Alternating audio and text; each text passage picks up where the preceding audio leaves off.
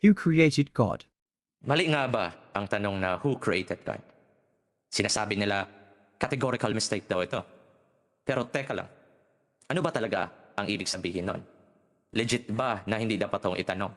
O ginagamit lang ito para iwasan ang underlying assumption?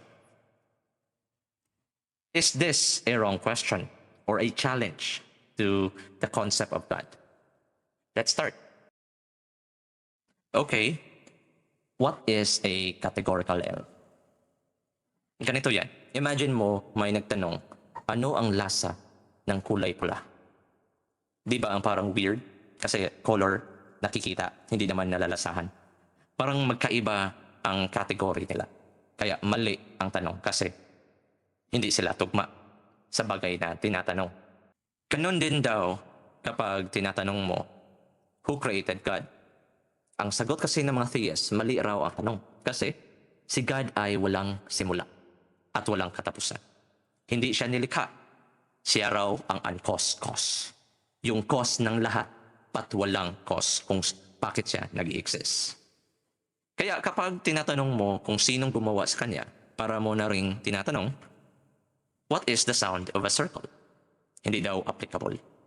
Sa classical theism, gaya ng tinuturo ng mga religious apologists, may tinatawag na first cause or uncaused cause. Sabi nila, lahat ng bagay sa mundo ay may dahilan. Pero kung lahat may dahilan, saan nagsimula iyon? Hindi pwedeng infinite regression yung walang katapusan ng causes. Kaya dapat daw may isang bagay na walang cause at yun ay si God. So parang dominoes. My first domino that needs to fall, pero ang God, siya yung unang domino na hindi tinumba. Pero teka lang, hindi pa pwede valid na tanong ito. Hindi pa pwedeng hamunin natin ang idea ng God bilang isang necessary being. Sabi ni J.L. Mackie sa libro niyang Miracle of Theism, ang konsepto ng necessary being ay medyo problematic. Kasi kung sinasabi mo ang Diyos ay necessary, ibig sabihin, kailangan niya mag-exist at hindi siya pwedeng mawala. But may dahilan kung bakit siya umiiral, di ba? Pero sabay mo rin sinasabi na wala siyang dahilan. Parang contradiction. Paano naging posible na may umiiral na walang dahilan, pero kailangan niyang mag-exist? Hindi ba parang ang labo nun? Sabi ni Mackie, this is a special pleading lang ito. Parang sinasabi nila, lahat ng bagay may dahilan except kay God. Bakit hindi natin pwede sabihin na ang universe na lang ang necessary at uncaused? Bakit kailangan pang may Diyos? Di ba? Parang pinipili lang nila except si God sa rules. Sa totoo lang, mukhang special pleading nga. Parang sinasabi nila, oo, lahat ng bagay may dahilan, pero si God hindi kasama dyan. Wala lang namang malinaw na explanation kung bakit siya exempted to the rule.